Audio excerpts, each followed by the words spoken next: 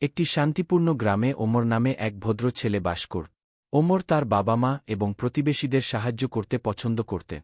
একদিন মাঠে খেলার সময় তিনি দেখতে পেলেন একটি ছোট, হারানো ভেড়ার বাচ্চা তার মায়ের জন্য কাজ।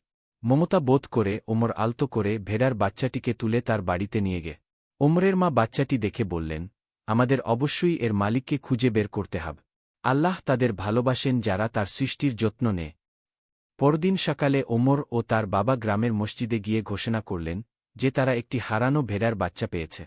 ঘোষণা শুনে একজন বৃদ্ধ মেষপাল অশ্রুভেজা চোখ নিয়ে তাদের কাছে গিয়ে বললেন, এই ভেড়ার বাচ্চা আমার এবং সে আমার কাছে খুব স্পেশাল। এটা ফিরিয়ে আনার জন্য আপনাকে ধন্যবাদ। ওমর হেসে বললেন, অন্যকে সাহায্য করা আমাদের কর্তব্য। আল্লাহ আমাদেরকে দয়াশীল ও সৎ হতে শেখান। মেষপালক তার প্রতি কৃতজ্ঞতা প্রকাশ কর এবং ওমর ও তার পরিবারের জন্য দোয়া করল।